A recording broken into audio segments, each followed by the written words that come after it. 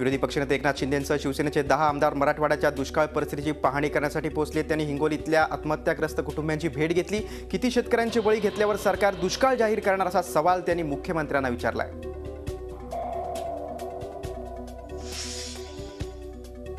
औरंगाबाद जिल्ह्यात अवकाळी पाऊस झालाय। रब्बीची पेरणी अवघी 60% झाली। या पिकांना खास करून ज्वारीला पावसाचा थोडा फायदा होऊ शकतो, मात्र कापूस आणि मक्याच्या पिकांना या पावसाचा जबर फटका बसलाय।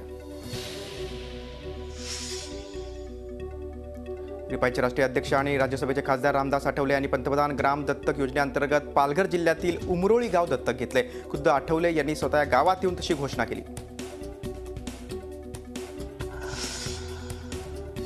मैया देशमुख यांच्या जनहित शेतकरी संघटनेनं ऊस दर निश्चितीवरून सोलापूर कर्नाटक रस्ता रोको केला। या रस्ता रोकोमुळे हा रस्ता 2 तास जाम होता। ठाण्यातील वाढत्या फेरीवाल्यांवर कारवाई करण्याच्या मागणीसाठी भाजप नगरसेवक संजय वाघुले यांनी सुरू केलेल्या उपोषणाची सांगता झाली। त्यांच्या उपोषणाची प्रशासनानं दखल घेतली। वाढीव कर्मचाऱ्यांमार्फत फेरीवाल्यांवर कारवाई करण्याचं आश्वासन देण्यात आले।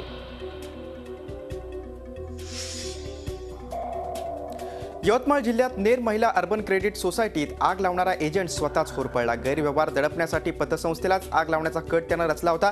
त्यानं इतर आरोपींची नावंही सांगितली आहेत।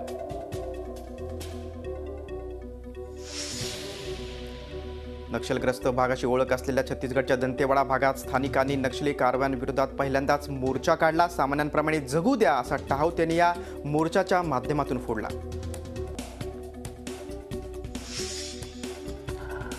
पैठणीसाठी केंद्र शासनाचा वस्त्रोद्योग विभागही सरसावलाय। विणकरांचा फायदा व्हावा यासाठी ई-मार्केटिंगची नवीन योजना अंमलात येणार असल्याची माहिती वस्त्रोद्योग विभागाच्या संचालिका रिचा बागला यांनी दिली।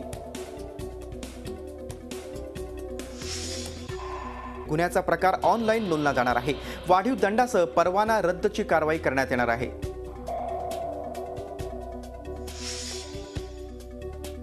वाघाच्या कातडीसह 7 नखे आणि 4 दात विकण्यासाठी आलेल्या दोघांना ठाणे पोलिसांनी अटक केली आहे। वाघाच्या कातडीवर 2 बंदुकीच्या गोळ्यांचे सुद्धा निशाण आहेत। या कातडीचं आंतरराष्ट्रीय मूल्य 25 लाखांच्या घरात आहे। झी 24 तास रहा एक पाऊल पुढे।